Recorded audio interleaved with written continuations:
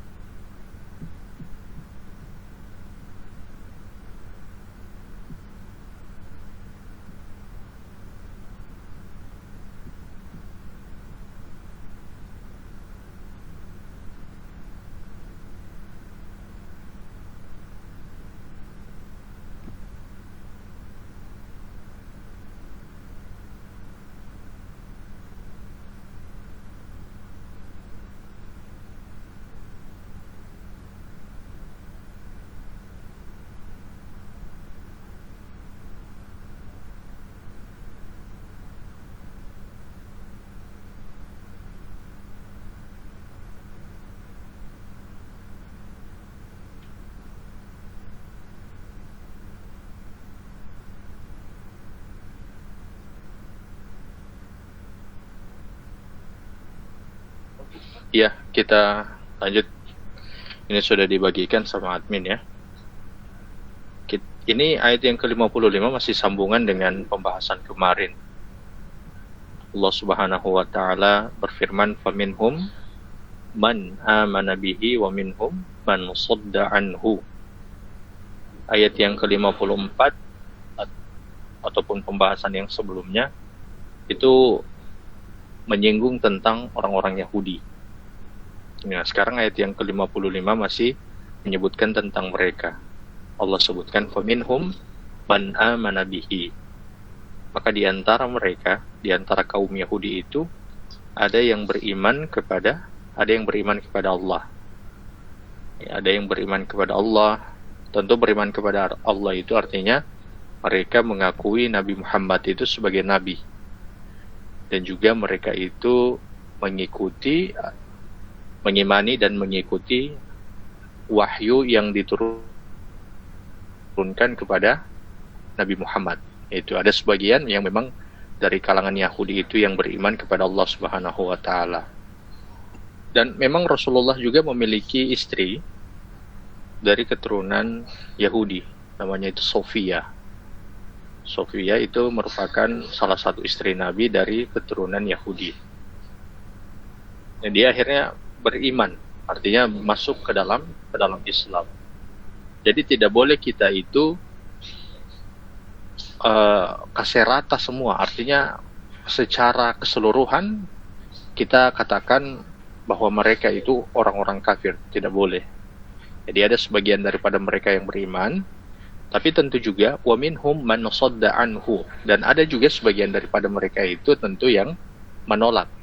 Jadi menolak Nabi Shallallahu Alaihi Wasallam, menolak apa yang dibawa oleh Nabi Shallallahu Alaihi Wasallam. Walaupun mereka mengatakan mereka itu beriman kepada Allah, mereka tidak diterima imannya karena mereka itu tidak menerima Nabi, dan tidak menerima Nabi Shallallahu Alaihi Wasallam. Rukun imannya itu kan ada beberapa: iman kepada Allah, iman kepada para malaikat, iman kepada para rasul, iman kepada kitab-kitabnya Allah. Kemudian yang kelima itu iman kepada qada dan qadar. dan yang keenam itu iman kepada hari kiamat. Salah satu saja tidak diimani, maka tidak sah keislaman seseorang atau dia terhukumi sebagai orang kafir. Seperti itu. Wa kafa bi jahannama sa'ira. Dan cukuplah bagi mereka. Kafa itu artinya cukup. Artinya dicukupkan dengan apa mereka? Bi jahannama sa'ira. Dengan neraka jahanam yang terus menyala, yang tidak pernah padam, dia terus menyala, dan nyalanya neraka jahanam itu tidak pernah turun. Jadi tidak fluktuatif, tidak turun kemudian naik, turun naik. Kan biasa kalau api di dunia ini kan kalau ada bahan bakarnya, kalau ditambah bahan bakarnya maka dia akan semakin menyala. Tapi kalau misalnya bahan bakarnya itu sudah mulai hangus dan tidak ditambah bahan bakar itu, maka api itu akan dia turun, dia akan nyalanya itu akan turun begitu. Di akhirat tidak, sa'ira artinya menyala terus dengan nyala yang sangat maksimal, seperti itu. Dan tentu panasnya neraka jahanam itu tidak ada satupun yang bisa dibanding dengan apa yang ada di dunia ini. Artinya neraka jahanam itu sangat-sangat panas. Saking panas, dunia ini tidak mampu untuk menandinginya. Ya. Jadi Allah mengatakan dalam ayat ini, tentu orang-orang Yahudi mereka akan dimasukkan ke dalam neraka jahanam apabila mereka itu tidak beriman kepada Nabi Muhammad sampai mereka itu mati. Dan jangan hanya dilihat kepada orang-orang Yahudi saja, karena ketika Allah menyebutkan tentang Yahudi, tentang Nasrani, tentang orang musyrikin, bahkan tentang orang munafik di dalam ayat Al-Quran, itu jangan hanya dilihat dari golongan itu saja. Di dalam ayat Al-Quran ketika Allah menyebutkan tentang Yahudi, Nasrani, kemudian musyrikin dan munafik, itu lebih kepada sifat. Dan sifat ini bisa melekat kepada siapa saja. Bisa jadi ada orang yang mengaku sebagai seorang Muslim, tapi dia memiliki sifat Yahudi. Contoh kalau misalnya dikaitkan dengan ayat ini, bisa jadi dia mengatakan dia sebagai seorang Muslim, tapi pada saat yang bersamaan dia itu banyak melakukan perbuatan yang justru mengingkari Nabi Muhammad itu sebagai Nabi. Jadi mengingkari Nabi Muhammad itu sebagai Nabi. Nah, ini orang yang dia mengaku sebagai seorang Muslim tapi memiliki sifat Yahudi. Jadi tidak mau mengikuti Nabi. Bahkan dia menganggap Nabi Muhammad itu tidak lebih mulia daripada nabi-nabi yang lain. Makanya dia mengambil syariat dari nabi yang lain untuk dia jadikan pedoman. Misalnya dia Muslim tapi dijadikan pedoman untuk hari ini, itu Injil misalnya, atau Taurat, atau lain-lain. Ada loh yang begitu. Saya pernah dapati di kampus yang begitu waktu saya kuliah dulu. Dia katakan dia sangat terpesona dengan Yesus, tapi dia Muslim. Dan dia katakan dia katakan ya, dia itu beriman kepada Allah dan dia sebagai seorang Muslim, tapi dalam masalah syariat dia mengikuti syariatnya Nabi Isa, karena menurut dia Nabi Isa itu lebih dibanding daripada nabi-nabi yang lain, termasuk Nabi Muhammad. Nah, ini kesesatan. Pemahaman seperti ini adalah pemahaman yang sesat. Kemudian Allah katakan ayat yang ke-56, innal ladzina kafaru bi ayatina saufa nuslihi naron. Sesungguhnya orang-orang yang kufur atau ingkar terhadap ayat-ayatnya Allah, maka kelak kami akan masukkan dia ke dalam api neraka.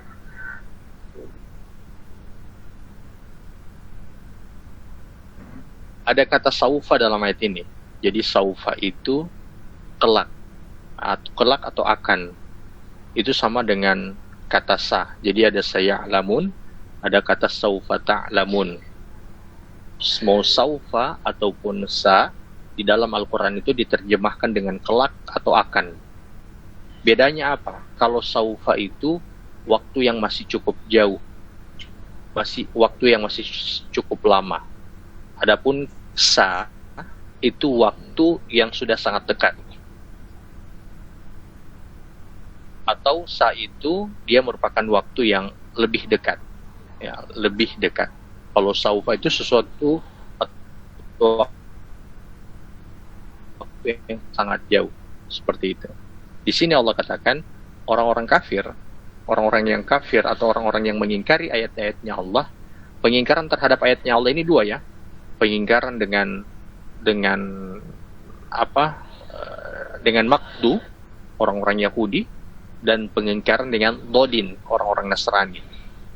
Makdu itu dia tahu bahwa Nabi Muhammad itu sebagai Nabi yang diutus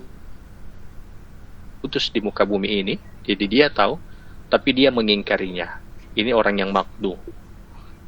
Adapun orang-orang Nasrani,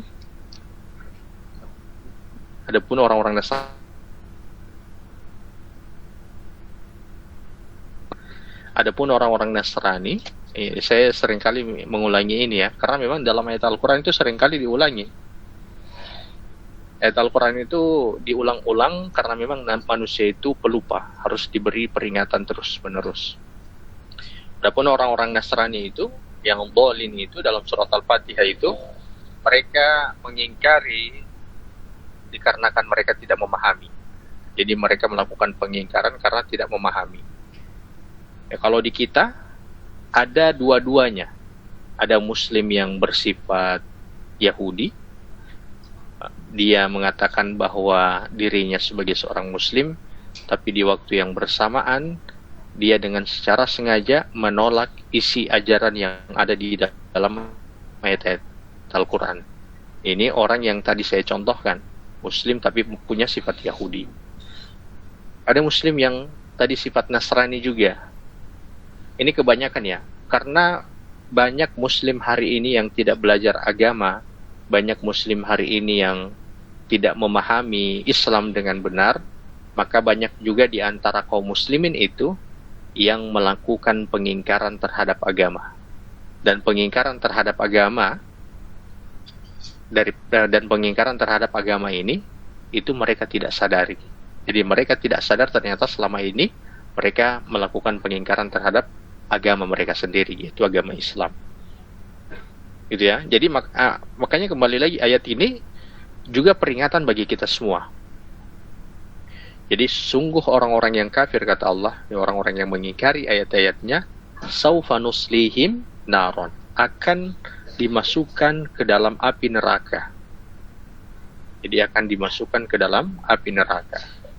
Kullama nadijat juluduhum baddalnahum juludan ghairaha. Setiap kali kulit mereka itu hangus, jadi kulit mereka itu hangus, kami ganti untuk mereka itu kulit yang lain. Jadi Allah menceritakan keadaan di dalam neraka ini. Kulit manusia itu ketika di neraka itu diganti atau berbeda dengan kulit kita di masa hari ini. Kan kalau kulit kita kan, kalau misalnya sudah atau sama, ya, kurang lebih bisa jadi sama, bisa jadi juga tidak. Begini pendekatannya. Kulit ini kan yang bisa merasakan sakit, jadi kulit. Ada kulit yang tebal, yang biasanya sama bapak-bapak yang kerja di kebun atau kerja di sawah. Kalau dapat lihat dorang itu jalan di kebun, itu dorang kan tidak pakai lagi sepatu, dorang tidak pakai lagi sendal. Jadi dorang punya kulit itu setebal. Jadi dorang punya kulit kaki itu setebal sekali itu. Duri saja dorang tidak rasa. Tapi kalau orang yang jarang sekali ke kebun, itu sekalipun pakai sendal, kena duri sedikit itu orang mau dapat rasa. Karena masih masih sensitifnya orang punya kulit kaki ini. Bagian kaki, ya, kalau kita bicara tentang tadi jalan di duri-duri itu. Maka di neraka nanti, supaya azab itu terasa terus-menerus oleh para penghuni neraka, kulit itu diganti terus. Tidak sebagaimana kulit yang saya sebutkan tadi. Jadi tidak akan ada kulit yang tebal, saking mungkin sudah lama. Dari mungkin ada yang berpikir saking sudah lama dia di dalam neraka, dibakar, maka kulitnya itu sudah menjadi tebal. Kalau sudah jadi tebal, dia sudah tidak rasa lagi api neraka itu. Allah katakan tidak seperti itu. Di neraka nanti, kulit bagi para penghuni neraka itu adalah kulit yang dia tebal, tapi perasaan apa yang dia rasakan dari api neraka yang kena ke kulitnya itu tetap sakit yang sangat perih. Jadi memang sakit yang sangat perih. Pokoknya kayak ibarat kita yang ibarat ya, walaupun ini tidak bisa dilakukan pendekatan karena memang api di neraka itu adalah api yang sangat besar dan sangat panas. Sama juga kalau misalnya kita ambil korek api lalu kemudian kita bakar kulit kita, kan sakit kan? Nah, rasa sakit itu sama dengan yang ada di neraka nantinya, bahkan dia lebih sakit. Lalu kata Allah, ketika hangus kulit itu, maka dia akan diganti lagi dengan kulit yang baru. Kalau kita di dunia itu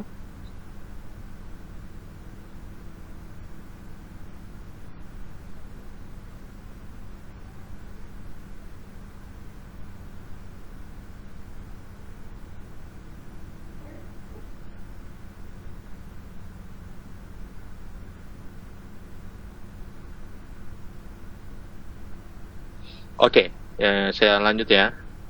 Jadi begitu, diganti kulit supaya ketika hangus. Jadi ketika hangus, kulit dari para penghuni neraka itu diganti kembali. Jadi diganti lagi. Oke. Lalu juga yang kedua itu tadi saya sebutkan kulitnya penghuni neraka itu berbeda dengan kulitnya dia di masa waktu dia di dunia. Itu bedanya. Bedanya di mana? Kalau di dunia dibakar sedikit kan langsung hangus. Kalau di neraka nanti itu dibakar lama baru dia hangus. Tapi dibakar lama itu bukan berarti dia tidak merasakan, tetap dia rasa. Tetap dia merasakan itu. Cuman dibakar lama itu supaya nanti diganti lagi dengan yang baru. Dimana ketika diganti itu waktunya itu cukup lama. Jadi kan sama dengan lilin dibakar punya waktu, ganti lagi lilin yang baru. Begitulah. Karena kalau kita tadi, saya ulangi ya, kalau kita pakai kulitnya tuh orang cepat hangus. Kulit yang sekarang ini, yang di dunia ini. Begitu. Cuma dibakar sedikit, hangus. Bakar sedikit, hangus. Bakar sedikit, hangus. Namanya api neraka kan? Maka diganti dengan kulit yang khusus di neraka nanti. Cuman rasa sakitnya sama. Rasa sakitnya itu sama. Bayangkan ya, ayat ini menyebutkan rasa sakit itu dia berada di kulit. Karena kalau siapa yang belajar biologi pasti paham ini. Di kulit itu ada reseptor yang bisa penerima sakit. Kemudian ada yang penerima panas, ada penerima tekanan, ada penerima dingin, dan ada penerima sentuhan. Iya, dan ada penerima sentuhan. Begitu. Bayangkan ini dibahas selalu di masa dulu, di mana orang-orang belum terlalu begitu tahu tentang sains, tapi ayat Al-Quran sudah bahas tentang kulit, ya, di mana manusia akan diganti kulitnya. Subhanallah. Liyadzuqul adzab. Kenapa diganti kulit itu? Supaya mereka bisa merasakan azab itu. Jadi tidak ada yang kebal, tidak ada yang kekal, tidak ada yang kebal nanti di akhirat. Tidak ada yang kebal.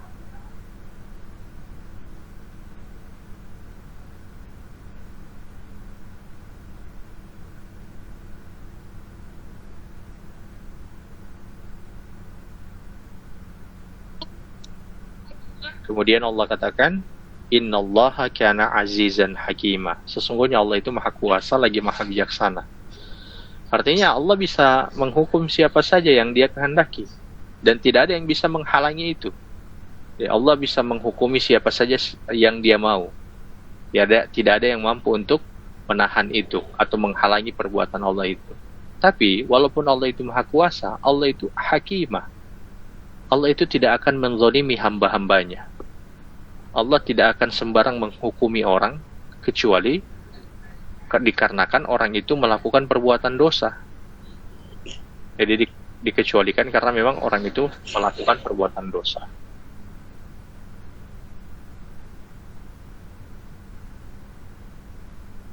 Kemudian ayat yang terakhir, ayat yang ke-57.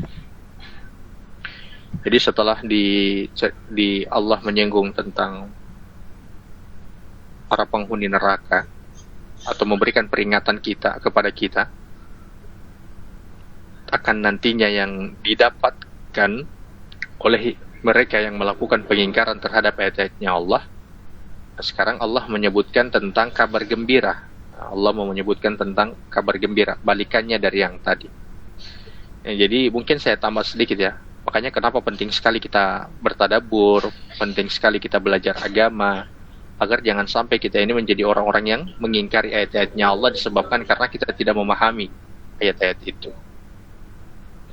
Allah Subhanahu wa taala berfirman ayat yang ke-57, "Walladzina amanu." Adapun orang-orang yang beriman, tentu beriman di sini adalah beriman dengan sempurna, tidak melakukan kesyirikan, tidak datang ke dukun, tidak percaya zodiak, tahun baik, hari baik, tidak mengamalkan ilmu-ilmu kebal, ilmu-ilmu sihir, dan lain-lain. Jadi beriman dengan iman yang benar. Wa amilus solihat, dan beramal dengan amalan yang soleh. Amalan soleh itu adalah amalan yang sesuai dengan Al-Quran dan hadis. Bukan amalan yang salah, bukan amalan yang keliru, tapi amalan yang soleh. Allah sebutkan di sini solihati. Ini secara jamak, tapi dia jamak perempuan. Kalau yang belajar bahasa Arab Quran pasti paham ini. Muslimati. Ya, jadi di sini solihati. Dia jamak adalah jamak perempuan. Jamak perempuan itu berbeda dengan jamak laki-laki. Kalau jamak perempuan jumlahnya itu lebih sedikit daripada jamak laki-laki. Makanya di sini disebutkan solihati, penyebutan dengan jamak perempuan karena memang amal soleh yang kita lakukan itu dia sedikit, tidak banyak. Kan tidak kita menghabiskan waktu satu hari full untuk beribadah kepada Allah. Ya, kita hanya sekedar menjalankan sholat 5 waktu diantaranya. Sholat 5 waktu berapa lama kita habiskan? Kan tidak lama, paling lama lah 10 menit. Ya, paling lama 10 menit. Kalau hanya 5 berarti kurang lebih 50 menit. Itu amalan-amalan solihah. Tentu amalan ini adalah ada amalan yang di luar daripada amalan ibadah mahdoh. Sebagaimana kalau misalnya orang yang sudah punya suami, dia melayani suami, dia kemudian apalagi mengurusi anak-anaknya, itu juga masuk di antara amalan-amalan soleh. Gitu ya. Jadi kenapa Allah sering menggandengkan antara iman dengan amal? Karena iman yang kuat itu akan menjadikan seseorang itu kuat dalam amal solehnya. Ini pernah saya bahas dan pernah sering kali diulang-ulang. Karena memang Al-Quran itu mengulang-ulang itu. Makanya mau tidak mau, saya pun harus membahas kembali itu. Untuk apa? Untuk menguatkan. Karena begitu kurikulum Al-Quran. Sering diingatkan terus. Jadi tidak boleh itu kita, Ustaz bahas apa? Ustaz bahas ad-duha, orang pernah bahas itu. Tidak boleh. Tidak boleh seperti itu. Orang tetap harus senantiasa untuk mengikuti, walaupun mungkin pernah orang dapatkan ilmunya, tapi pasti ada hal-hal yang baru yang akan ada di dalam ta'lim atau ceramah yang bisa jadi mungkin judulnya sama, tapi bisa jadi ada hal yang baru yang akan dijelaskan. Lanjut, sanudikhilhum, maka kami akan memasukkan dia ke dalam jannatin tajri min tahtihal anharu khalidina fiha, ke dalam surga yang mengalir di bawah sungai-sungai, dan mereka itu akan dikekalkan di dalamnya selama-lamanya, abadan. Tadi kan pakai saufa. Di neraka itu kan mereka akan dimasukkan ke dalam neraka, tapi penggunaannya penggunaan saufa ya. Saya jelaskan begitu tadi. Di sini pakai sa. Kenapa bukan saufa nudekhilhum? Tapi Allah katakan sanudekhilhum. Saya sudah jelaskan saufa itu untuk jarak yang cukup jauh, adapun sa itu jaraknya itu sangat dekat. Kenapa? Apa bedanya di sini? Jadi gini bedanya. Bedanya adalah bagi orang yang mati dalam keadaan beriman, tentu semoga Allah Subhanahu wa taala masukkan kita semuanya di situ. Serta dengan keluarga kita, semuanya. Amin. Bagi setiap orang yang mati di atas keimanan yang benar, maka nanti fase yang akan dia lalui itu cepat semuanya. Di alam kubur itu para penghuni neraka para penghuni surga akan sangat merasa cepat dengan datangnya hari kiamat. Begitu, dengan datangnya hari kiamat. Tapi bagi para penghuni neraka, ketika mereka berada di dalam kubur itu, belum masuk ke dalam neraka ya, mereka berada di dalam kubur itu, mereka merasa sangat lama sekali. Mereka akan merasa sangat lama sekali. Lama apa? Lama hari kiamat itu. Ini bedanya. Begitupun ketika berdiri di padang mahsyar, para penghuni neraka itu akan berdiri selama 50.000 tahun. Itu perasaan yang akan mereka rasakan. Adapun para penghuni surga, itu mereka hanya akan merasakan seperti sholat 2 rakaat saja. Lalu lanjut lagi dari hisab, mizan, penimbangan, itu akan sangat cepat dihisab, dihitung, ditimbang amal-amal solehnya orang-orang yang beriman. Cepat sekali. Adapun orang-orang yang berdosa, para penghuni neraka, itu lama sekali mereka itu dihisab. Sama juga di dalam persidangan ya. Kalau persidangan, coba lihat persidangan kasus-kasus korupsi yang jumlahnya besar, itu kan lama sekali. Apalagi juga perbuatan-perbuatan dosa. Coba lihat kasus, pernah dengar kasus Jessica kan yang lalu, sianida, lama sekali sidangnya. Itu hanya satu kasus itu loh. Apalagi kita ini yang, semoga Allah lindungi ya, kita ini yang dalam kehidupan kita banyak kasus yang kita buat, banyak dosa yang kita orang buat. Nah, kalau na'udzubillah, orang kalau mati dalam keadaan buruk, tentu setiap dosa yang dia lakukan itu akan dikasus, akan dipersidangkan. Nah, sianida saja satu kasus lama sekali. Oke, lanjut. Ketika di padang, ketika melewati jembatan Sirat ya, kata Nabi, jembatan Sirat itu dia tipis setipis rambut, kemudian dia tajam setajam ujung pedang. Biasanya kan yang paling tajam itu kan ujung pedang, atau di pisau itu, pisau yang baru itu yang paling tajam itu adalah ujung pisau itu. Jadi sangat tajam sekali itu jembatan Sirat itu. Bagi para penghuni neraka, mereka akan sangat tertatih-tatih melewati itu, tapi akhirnya juga mereka akan jatuh ke dalam neraka. Tapi bagi para penghuni surga, mereka akan sangat cepat. Makanya disebutkan ada yang berjalan secepat kilat, ada yang berjalan secepat kuda, ada yang berjalan, pokoknya beda-beda dia dalam riwayat itu. Nah, jadi kembali lagi, kembali lagi. Makanya kenapa sampai Allah menggunakan kata saufa untuk neraka? Karena para penghuni neraka itu akan sangat merasakan perjalanan itu sangat meletihkan, menyengsarakan, dan cukup jauh. Jadi jauh sekali mau masuk ke dalam neraka. Dan akhirnya juga, kan kalau orang misalnya sudah berjuang lama sekali dengan perjuangannya, baru kalau berhasil kan enak. Ini kan orang melewati itu cukup jauh, baru dengan kesengsaraan. Tiba pas finishnya ternyata lebih sengsara, masuk neraka. Adapun para penghuni surga, karena pakai kata sa, ya sebagaimana saya jabarkan tadi, sangat cepat. Jadi sangat cepat dari di dalam kubur sampai seterusnya, sampai masuk ke dalam surga itu cepat sekali. Pokoknya para penghuni surga itu ketika mati, itu mereka akan merasa sangat cepat sekali pergantian waktu itu sampai nanti mereka dikekalkan di dalam surga. Para penghuni surga ya, sampai mereka itu dikekalkan ke dalam surga selama-lamanya. Itu begitu. Makanya di sini pakai kata sa. Ya, oke. Para penghuni surga itu akan dimasukkan ke dalam jannat. Jannat itu kalau mau lihat di kamus, mau tulis kamari pohon. Pohon atau kebun, jannat. Kenapa? Apa bedanya? Apa maksudnya sampai Allah menyebutkan pohon atau kebun? Jadi orang-orang Arab itu kan orang hidup di padang pasir kan, susah sekali itu mau lihat ini dorang mau lihat kebun. Sekalinya dapat lihat kebun, orang-orang Arab itu sangat senang sekali.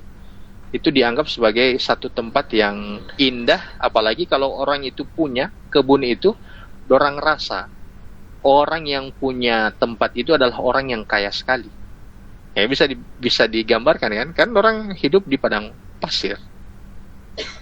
Makanya Allah sampai memberikan gambaran bahwa surga itu jannat. Artinya kebun, baru pohon-pohon. Ya, untuk mau bilang sama orang-orang Arab bahwa surga itu adalah tempat yang sangat indah. Baru mewah sekali, mahal nilainya juga. Begitu. Mungkin ditambah karena dia pohon dan kebun, teduh, dingin, dan lain-lain. Indah dipandang. Banyak buah-buahan. Dan bukan cuma kebun, tapi kata Allah tajri min tahtihal anhar. Di sekitaran kebun-kebun itu, di surga itu ada sungai-sungai. Jadi ada sungai-sungai yang kecil-kecil, baru dia bersih. Ya kalau mungkin kalau orang di Indonesia gampang sekali ya. Kalau orang di Gorontalo ini gampang sekali melihat drainase ataupun air terjun ataupun sungai-sungai yang bersih, itu mungkin gampang ya. Tapi bagi orang Arab itu susah sekali, apalagi di masa dulu. Makanya ketika disebutkan bahwa mereka akan diberikan kebun atau jannat, tempat ada pohon-pohonnya, ada buah-buahannya, lalu kemudian ada airnya, wah itu dorang rasa itu tempat yang bagus sekali itu. Tempat yang bagus sekali. Begitu. Orang di masa dulu, di masa Arab dulu itu, kalau punya air, maksudnya mata air, itu orang kaya itu. Jadi dia menjadi rest areanya orang-orang yang melakukan perjalanan. Dan ketika ada orang-orang yang singgah di tempatnya itu, maka orang-orang itu harus bayar tempat dan bayar air. Nah, itu begitu dulu. Seperti itu dulu. Kalau terang kan tidak lagi begitu. Kalau di sini kan tidak ada rest area. Paling sampai rest area cuma di Alfamart, Indomaret, atau di masjid saja. Kalau di Jakarta kan jalan-jalan tol itu kan ada rest area. Kemudian Allah katakan khalidina fiha abadan. Kalau misalnya orang berada di satu tempat yang gagah, yang indah sekali, ada air terjunnya, kemudian pokoknya ada kolam renangnya, orang pasti akan berpikir berapa lama bisa orang di situ, dengan melihat, dengan memperhatikan orang pun, dengan menghitung orang punya uang, karena kan pasti butuh biaya sewa mau tinggal di situ. Mau ada di situ itu butuh biaya sewa. Begitu kan? Kata Allah dalam ayat ini, khalidina fiha. Tidak perlu orang itu berpikir untuk berapa lama di situ. Karena bagi para penghuni surga, mereka akan dikekalkan selama-lamanya di dalam. Oba bilang takut mati. Memang takut mati itu ada pada setiap orang punya perasaan itu, orang takut mati. Tapi untuk bisa menghindarkan atau menghibur supaya tidak terlalu takut mati, harus ada keyakinan ketika orang mati nanti, orang akan bertemu dengan orang punya Tuhan, dan orang akan bertemu dengan orang punya Nabi, dan juga orang akan diberikan dengan apa yang disebutkan di dalam ayat ini. Wah, bisa dibayangkan kan? Cuman kan gambaran orang ini selama ini orang takut mati itu kan gambarannya itu tidak jelas pada orang. Apalagi kalau misalnya orang setiap harinya bikin dosa dan lupa untuk beristighfar. Oke, jadi mungkin sedikit takut mati itu memang tetap harus ada. Takut mati itu landasannya karena takut jangan sampai orang ini diazab. Tapi jangan terlalu berlebihan takut itu, karena harus ada harapan di dalam dirinya orang, yang dimana insya Allah ketika orang mati nanti orang akan mendapatkan dengan apa yang Allah sebutkan di dalam ayat Al-Quran, sebagaimana ayat yang orang bahas ini. Lahum fiha azwajum mutahharo. Kalau di tempat yang indah tadi sudah tidak bayar sewa, tempatnya indah, baru sendiri, kurang gagah kan, tidak bagus. Maka di sini Allah katakan, torang akan ditemani oleh torang punya pasangan sendiri. Atau bagi mereka yang tidak punya pasangan, mereka itu akan diberi pasangan. Tenang, bagi orang-orang yang meninggal dalam keadaan jomblo, tenang ya, tetap akan diberi pasangan. Azwajum, ini jamak di sini, istri-istri, karena setiap setiap laki-laki yang masuk ke dalam surga akan diberikan pasangan lebih daripada satu. Tenang, tidak ada kecemburuan di sana, berbeda dengan di dunia. Ya, jadi kalau orang ada di tempat yang indah, sudah tidak pikir biaya sewa. Kalau bos sendiri, misalnya tidur kayak di villa atau di hotel, sunyi sekali, baru mau bikin apa? Tidak ada pasangannya. Maka kata Allah akan diberi pasangan. Tentu kita berdoa supaya pasangan kitalah yang akan mendampingi kita nanti di surga beserta dengan seluruh keluarga dan anak keturunan kita. Amin. Dan pasangan itu kata Allah mutahharo. Mutahharo itu bersih, suci. Suci apa? Tidak ada najisnya. Ya, tentu bukan cuma dia yang tidak ada najisnya, kita pun tidak ada najis. Jadi tidak ada lagi buang air kecil, buang air besar, tidak ada lagi dahak. Jadi dahak itu lendir-lendir, itu lagi tidak ada. Para penghuni surga ketika makan di dalam surga atau minum di dalam surga itu bukan karena haus ataupun karena lapar. Jadi di dalam surga itu tidak ada lapar dan haus. Kalau dia ada lapar dan haus, berarti surga itu ada kekurangan. Orang makan dan minum di dalam surga itu alasannya karena ingin menikmati surga. Dan di dalam surga itu tidak ada tidur. Tidak ada tidur ya, adanya rebahan. Nah gitu. Karena saking indahnya surga, maka tidak ada lagi tidur itu, saking indahnya.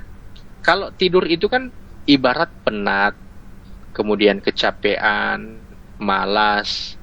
Nah, itu kan yang dekat dengan tidur kan. Sampai orang mau tidur itu kan di situ itu malas, capek. Di surga kan tuh tidak ada lagi capek-capeknya. Tidak ada lagi malas-malasnya. Pokoknya bahagia selalu. Makanya di sana tidak lagi tidur. Gitu ya. Kemudian mutahharo yang kedua, suci hatinya. Ada mungkin yang punya pasangan cemberut terus. Pokoknya cemberut terus. Baru kemudian apalagi hatinya kurang bagus, lisannya tidak gagah, sering menyakiti suami. Pokoknya begitu-begitu. Harus introspeksi ini karena rata-rata perempuan kan yang dengar. Jadi mutahharo yang kedua itu adalah bersih lisan mereka. Kemudian yang berikut itu bersih wajah mereka. Pokoknya tidak menampakkan raut wajah yang buruk kepada suami mereka. Gitu. Kemudian yang ketiga, suci itu mungkin kaitan yang pertama, tidak kentut. Mungkin ada yang pasangan di dalam rumah tangga yang sudah hal yang biasa mungkin seperti itu. Nah itu di surga nanti tidak ada seperti itu. Pokoknya indah sekali, wangi sekali, ya begitu. Kemudian Allah katakan wa nudkhilhum dhillan dhalila, dan kami akan masukkan mereka itu ke tempat yang teduh. Teduh itu surga itu ada tempat yang teduh. Kalau misalnya orang berteduh kan di bawah teduhan itu, di bawah pohon itu yang tempat orang berteduh kan itu kan dingin kan. Nah, di surga nanti ada tempat yang teduh di surga. Jadi ada pohon di mana itu menjadi tempat yang teduh. Ada hadis Nabi begini, di surga itu ada satu pohon yang mana ketika ada yang ingin menunggangi kuda,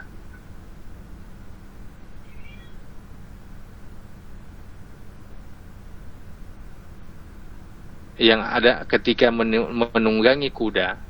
Jadi menunggangi kuda kan, kata Nabi, dia menunggangi kuda selama 100 tahun, itu tetap dia tidak mampu untuk keluar dari tempat yang teduh itu, saking teduhnya. Tapi jangan pikir, jangan anggap, kalau begitu pohon-pohon yang menyeramkan itu besar sekali.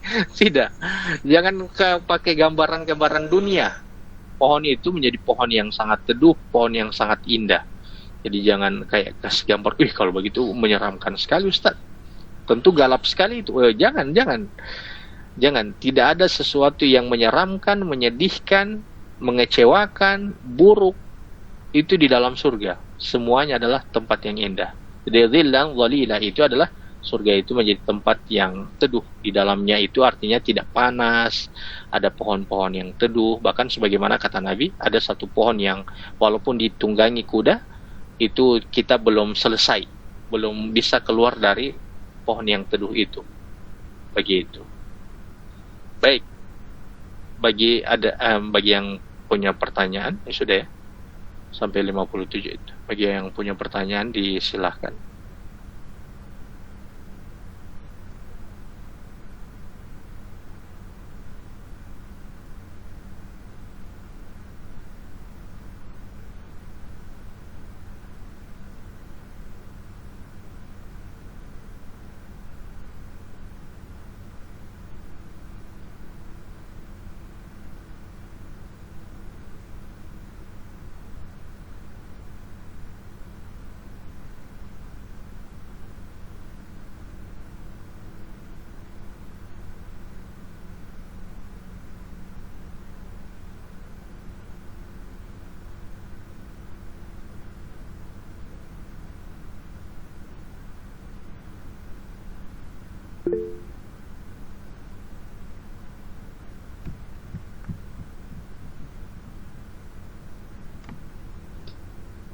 Ada pertanyaan ini, Ustaz, kalau kita di dunia punya suami dan suami itu meninggal, lalu kita menikah lagi, yang di surga nanti menikah lagi, yang di surga nanti siapa jadi pasangan kita? Apakah suami pertama atau suami kedua, begitu ya? Saya dulu ini ke laki-laki dulu. Kalau perempuan, kalau laki-laki, semua istri yang dia nikahi itu akan menjadi pasangannya dia di surga. Yang penting istrinya juga itu masuk ke dalam surga. Begitu. Kalau istrinya ingkar, sebagaimana istrinya Nabi Lut dan Nabi Nuh, itu tidak akan bersama dengan suaminya. Nah, bagaimana dengan istri yang menikah sampai 2 kali mungkin, karena mungkin suami pertamanya sudah meninggal? Ada beberapa pendapat. Tapi ini sebagaimana kisahnya Abu Dzar itu pernah, dia itu sudah mau meninggal, istrinya itu tanya sama dia, kurang lebih dialognya ditanya begini. Dia bilang, saya ingin bersamamu di surga, wahai Abu Dzar. Abu Dzar cuma nasihati, kurang lebih kata Abu Dzar, jangan kamu menikah dan kamu itu taat. Wah, ketika Abu Dzar meninggal, banyak para sahabat yang melamar ini istrinya. Jadi banyak yang melamar istrinya ini, tapi istrinya itu tidak mau menerima. Para sahabat terbaik banyak yang melamar loh, tapi dia tidak mau menerima. Dia punya alasan ingin bersama dengan suaminya. Jadi pendapat pertama mengatakan, bagi siapa yang telah menikah dengan suami kedua, maka di surga nantinya istri ini hanya akan bersama dengan suami keduanya. Jadi kalau begitu Ustaz, nanti kalau orang aku dapat di surga bagaimana? Di surga itu mereka tidak akan lagi bertemu. Ini dua ya. Mereka tidak akan bertemu. Pendapat pertama, mereka tidak akan bertemu dan tidak saling mengenal. Jadi seakan-akan tidak pernah ada pertemuan sebelumnya. Ada pendapat kedua mengatakan, bisa saja bertemu tapi sudah biasa. Sudah tidak kayak ada kenangan-kenangan dan seterusnya. Sudah hal yang biasa. Begitu. Ada pendapat kedua mengatakan, walaupun ini istrinya ini menikah dengan yang kedua, maka yang akan masuk ke dalam surga, yang akan bersama dia ke dalam surga itu adalah yang paling beriman di antara keduanya. Ini wallahu alam. Kalau mengikut pendapat yang pertama, bagaimana kalau dua-duanya beriman? Nah gitu kan, kalau dua-duanya beriman. Seperti itu, jadi ada dua pendapat soal masalah itu.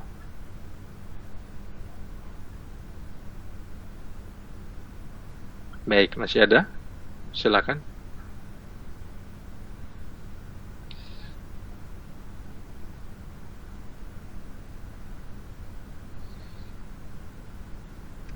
Oke, ada pertanyaan ini. Bagaimana dengan wanita yang niat tidak ingin menikah? Tidak boleh kalau tidak punya alasan yang kuat. Dan sangat ini ya. Kalau misalnya alasannya itu paling juga tidak masuk akal. Alasan yang kuat itu 1:100. 1:100. Banyak orang yang tidak mau menikah itu karena trauma melihat pernikahan teman-temannya atau melihat pernikahan orang tuanya, naudzubillah ya, atau melihat pernikahan saudaranya, naudzubillah, yang lain-lain. Akhirnya dia ini yang trauma dengan kisah pernikahannya orang lain, dia memilih untuk tidak menikah. Biasa begitu ada orang. Maka yang begini tidak boleh. Tetap harus menikah, karena menikah itu setengah daripada agama. Setengahnya lagi itu adalah istiqomah. Begitu. Jadi harus menikah. Karena dengan menikah itu apa saja yang dilakukan, walaupun itu hal yang dilihat mubah, tapi sebenarnya itu berpahala. Duduk bersama pasangan, bercanda bersama pasangan, berbicara dengan pasangan, bonceng dengan pasangan, melayani pasangan, itu berpahala semuanya. Gitu. Makanya itu dengan pasangan itu dia setengah agama, setengah amal soleh di situ semua. Cuman juga kedua-duanya harus beriman kepada Allah, karena di akhirat nanti akan ada pasangan yang saling menuntut. Mereka saling mencintai di dunia, tapi nanti di akhirat itu mereka nafsi-nafsi, ingin menyelamatkan diri mereka sendiri saja. Begitu. Silakan, ada lagi?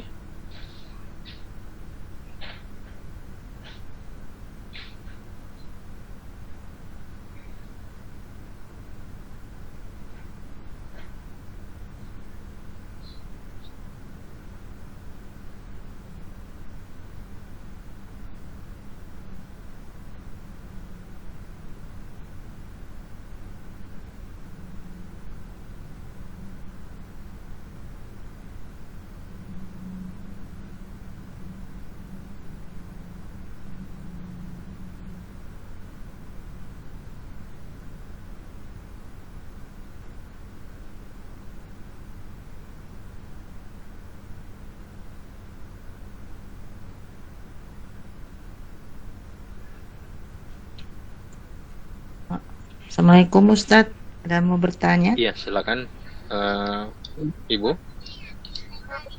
Ya, gini Ustadz, maksudnya ini kan ada Muslim yang sifatnya Yahudi dan sifatnya Nasrani. Berarti mereka itu alami ini ya. Kalau dari ayat ini berarti mereka semua itu kekal di neraka. Oke. Ya. Tergantung dari perbuatan mereka. Jadi kalau perbuatan mereka itu ternyata merupakan perbuatan yang sudah mengarah pada kekufuran, jadi sudah mengarah kepada kekufuran, maka tentu mereka akan dihukumi sebagai orang-orang yang batal syahadatnya. Tentu kalau batal syahadatnya bisa kekal di dalam neraka nantinya, seperti itu.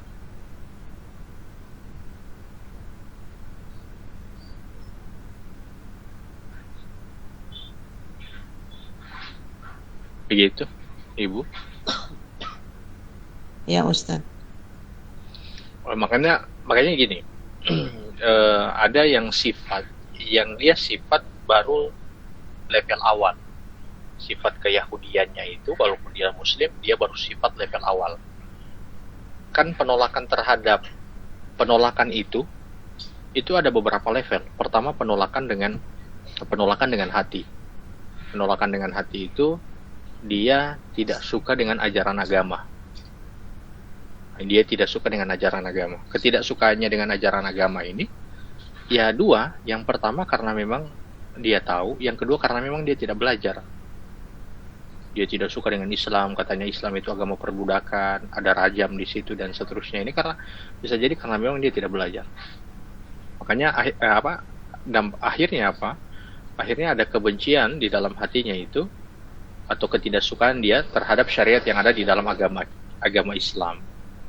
Kemudian yang kedua, ada level yang kedua, penolakan dengan lisan. Jadi mulai dia terang-terangan mengatakan. Yang ketiga itu ada penolakan dengan perbuatan. Yang keempat itu, sampai 4 ya, penolakan yang dimana dia mulai mengajak orang lain supaya tidak masuk atau supaya mengingkari ajaran-ajaran yang ada di dalam Islam. Itu sampai 4 level itu dibahas. Baik, lanjut. Menyambung pertanyaan dari saudari Lisa, bagaimana dengan istri yang sudah bercerai dengan suaminya, kemudian yang perempuan ini menikah lagi, kira-kira siapa yang akan menjadi pasangannya di surga?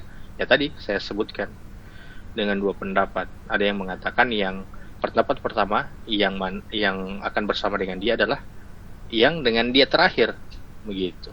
Pendapat yang kedua mengatakan yang akan bersama dengan dia adalah yang paling beriman di antara mereka berdua.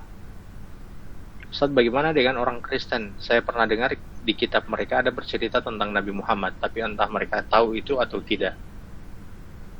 Jadi Nabi Muhammad itu disebutkan di dalam Taurat atau di dalam Injil. Cuman dengan berjalannya waktu mereka rubah itu. Jadi mereka rubah nama Nabi. Makanya sampai saya sebutkan kan bahwa orang Yahudi itu kenapa mereka sampai sudah ada di Madinah. Mereka kan tinggal di Syam, tiba-tiba mereka sudah tinggal di Madinah.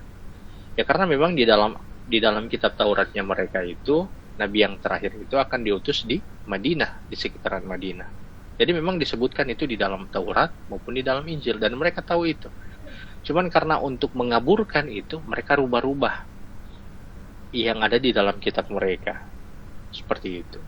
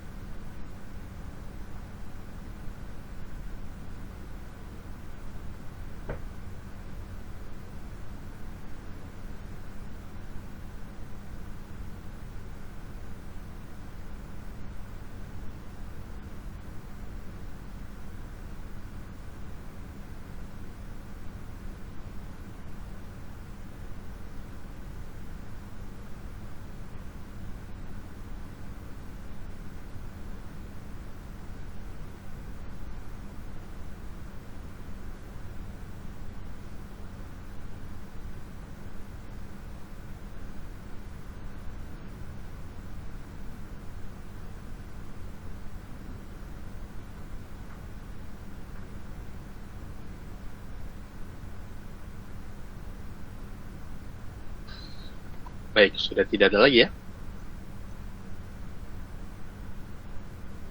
yang mau bertanya.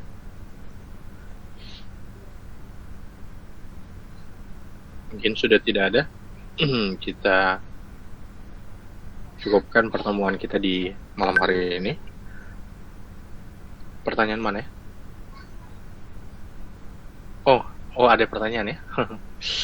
Baik. Masih ada pertanyaan di sini. Ada pertanyaan.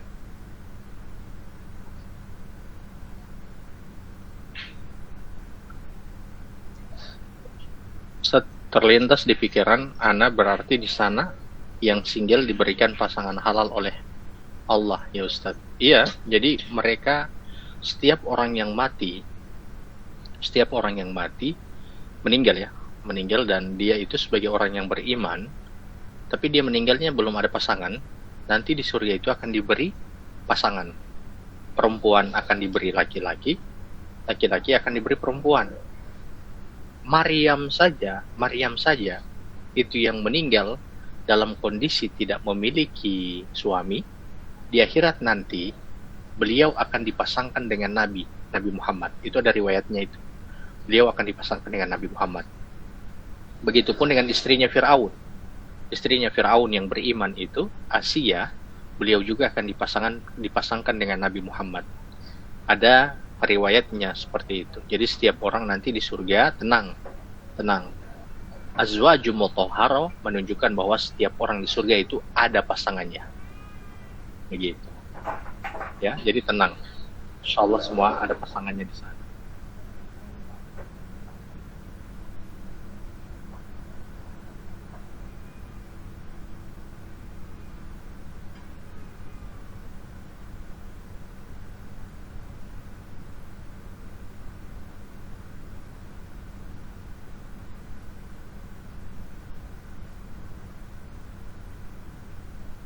Iya, masih ada? Ustadz mau bertanya. Iya, silakan. Ustadz begini, ada teman saya itu dari Katolik, alhamdulillah itu sudah mualaf. Terus ada temannya yang maksudnya masih keluarganya itu yang ada kasih pertanyaan yang dia belum bisa jawab begitu. Nah, dia tanya sama saya bilang, oh nanti insya Allah mau tanya lagi begitu ke guru yang lebih kan jangan sampai salah jawab. Nah, pertanyaannya itu begini Ustadz, coba bagaimana, katanya kan Allah itu adil, begitu maha adil. Terus ketika misalnya orang Islam seperti misalnya kita ini sudah dilahirkan dalam keadaan Islam begitu. Kemudian teman saya itu di dalam keadaan Katolik, tapi alhamdulillahnya beliau dapat hidayah dan masuk jadi mualaf begitu. Terus saudara itu tanya, terus seperti kami ini, maksudnya kan kita dilahirkan dalam keadaan Nasrani atau agama selain Islam. Terus sampai sekarang begitu belum dapat keyakinan untuk bisa mujin ke Islam begitu. Nah, diminta bagaimana itu menjelaskan keadilan Allah, letak keadilan Allah itu kepada orang-orang yang dilahirkan dari orang-orang tua yang memang sudah Nasrani atau Yahudi begitu. Jadi menjawabnya itu seperti apa Ustadz? Jadi maksudnya dibandingkan dengan yang orang lahir memang yang Muslim begitu.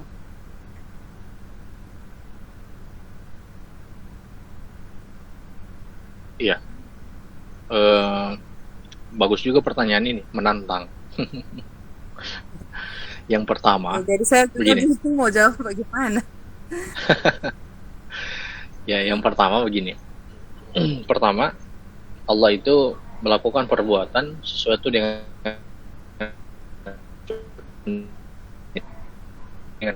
setiap perbuatannya Allah itu pasti ada hikmahnya. Walaupun hikmahnya itu setiap dari apa yang dia lakukan itu belum kita tahu. Dikarenakan mungkin kurangnya ilmu kita, termasuk ilmu kita semua.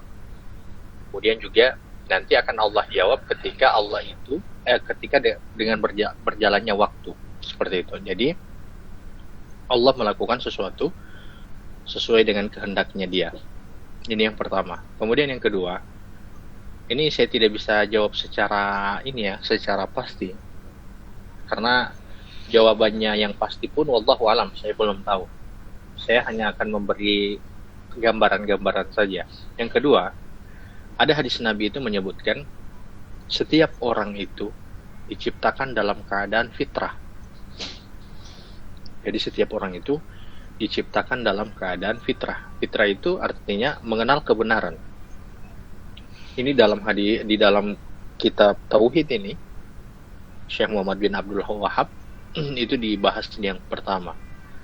Orang tuanya lah, kata Nabi, yang menjadikan dia itu Majusi, Yahudi, Nasrani, dan Majusi.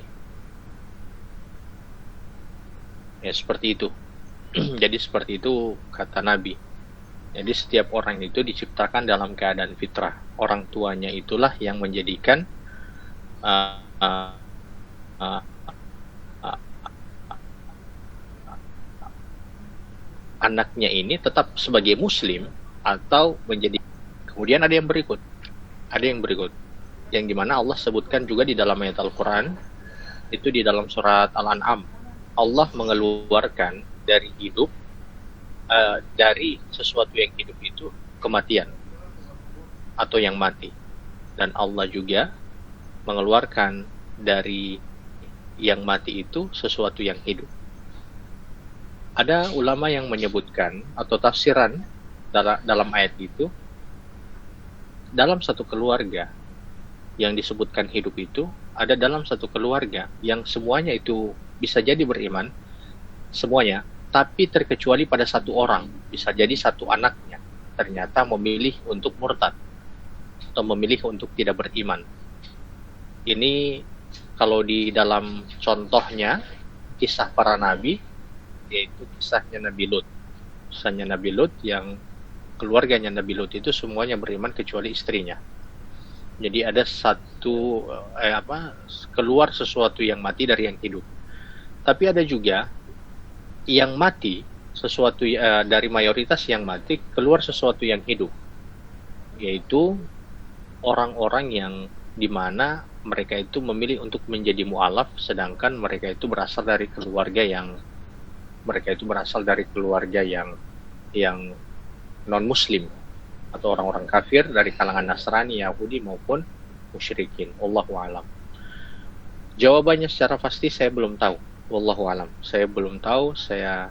Insyaallah saya cari tahu di mana letak keadilannya Allah untuk itu semua. Tapi tentu kita sebagai seorang muslim walaupun belum tahu jawabannya, tetap kita dengan keyakinan kita Allah itu Maha Adil dengan apa yang Dia lakukan. Begitu, Ibu Ulfa.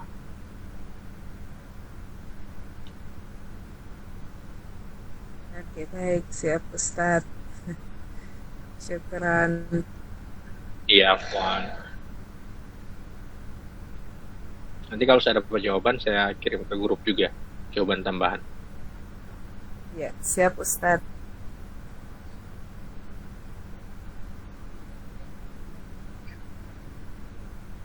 Ya, kita cukupkan ya pertemuan kita di malam hari ini.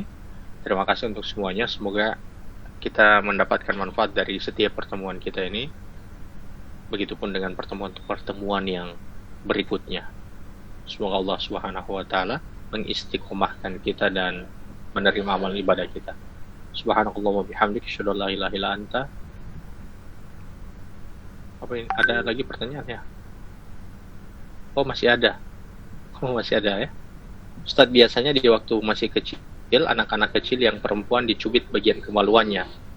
Apakah itu benar syariat Islam atau hanya ritual turun-temurun? Sebenarnya bukan cubit. Sunat itu. Jadi sunat. Perempuan itu ada sunatnya. Jadi sunatnya itu hadisnya itu untuk membuat dia itu cantik dan untuk mengerem ya seksualnya, nafsu seksualnya itu ada dalam hadis itu. Yang sunat perempuan bukan cubit ya, karena memang ada lapisan kecil yang akan dikeluarkan. Cuma usianya sunat perempuan itu di usia 4-5 tahun, karena kalau masih 1-2 tahun itu masih sangat kecil. Pokoknya ada lapisan yang di bagian perempuan itu yang akan dikeluarkan dengan fungsi yang pertama tadi saya sebutkan untuk mempercantik dirinya, wajahnya. Yang kedua untuk menahan tadi seksnya itu. Nah, begitu. Itu memang ada dalam syariat. Cuma kalau cubit-cubit itu kurang lengkap karena tidak akan keluar itu, tidak mau tak keluar itu DP. Tapi wallahu alam ya, kalau misalnya setahu saya dia disunat, ada yang mau keluar. Begitu. Dan tidak banyak sebenarnya yang mau dibikin. Cuma bawa di dokter saja. Setelah di dokter bayarnya hanya 50.000.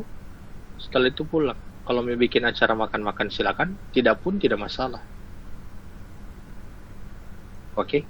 Kita tutup. Subhanakallahumma wa bihamdik, asyhadu an la ilaha illa anta, astaghfiruka wa atubu ilaik. Assalamualaikum warahmatullahi wabarakatuh. Waalaikumsalam. Waalaikumsalam warahmatullahi wabarakatuh. Syukran Iya, jazakallah.